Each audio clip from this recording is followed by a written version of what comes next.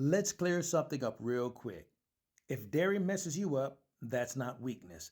That's ancestry talking loud to you in the back, so listen to it.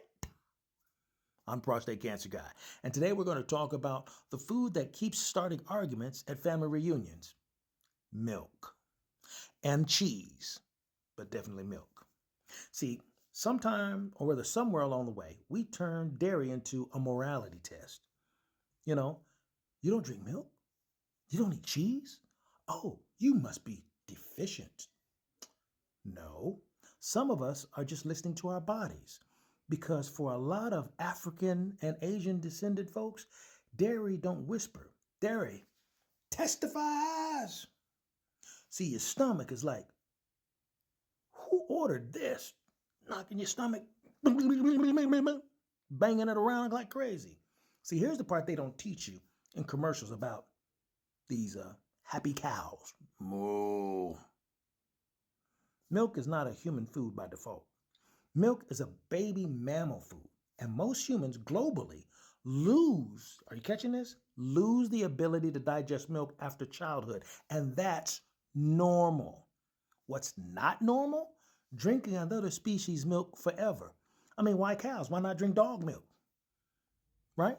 Why not? I mean, goat's milk, people drink that. Why not drink pig milk? See, that's not tradition. That's a bad commitment. Let me break this down clean for you. To digest milk, sugar, lactose, your body needs an enzyme called lactase. Most humans stopped producing lactase after infancy. Some populations didn't. Why? Because their ancestors herded cattle, lived in cold climates, needed calories when crops failed. So their DNA said, let the lactase live on and strong. That mutation spread mainly in Northern Europeans, some pastoralist African groups, but the vast majority of Africans, Asians, no historical dairy reliance. So their DNA said, milk, nah, we good. And as Paul Mooney would say, that's not intolerance, that's original programming, Negro. Meanwhile, the world's like, drink milk. Milk does a body good. And if that wasn't some class ass bullshit there. Milk's natural. Natural for who? That's like telling everybody to wear the same size shoe. Some people are going to limp because it don't fit.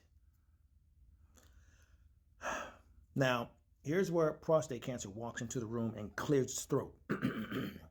It's prostate cancer. Dairy doesn't affect digestion. Dairy affects IGF-1, a growth hormone signal, estrogenic activity, inflammatory pathways. And prostate cancer?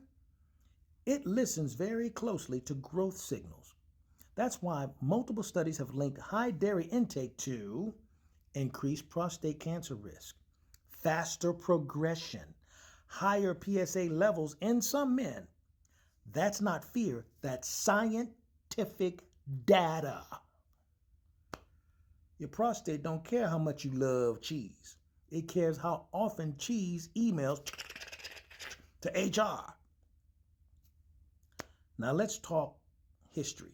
Not blame, history. Africans didn't evolve on dairy. Then slavery happens. Diets get replaced with salted meat, lard, cornmeal, sugar, and later dairy as nutrition. That wasn't adaptation. That was survival under force. Now, generations later, we're calling the body broken for rejecting what it never, ever asked for. It ain't asked for this drama, but we giving it to it every day, and we feeding it on purpose without the yoke of slavery on our neck. I'm just saying, stay with me. Remember what we said? Your body is not confused. Your body remembers in our previous segment of this series. So if dairy isn't ancestral fuel, then what was? Because African DNA didn't survive deserts, heat, and famine on cheese. It survived it on fruit when available, roots when necessary, plants that didn't inflame the system. And next episode, we're going to talk about the food that keeps getting blamed for crimes it didn't commit. Fruit. Fruit out here getting testified on and people dropping transcripts on fruit, and fruit ain't do nothing. Fruit is just like Flavor Flav. I ain't did nothing, nobody. Because fruit didn't spike insulin.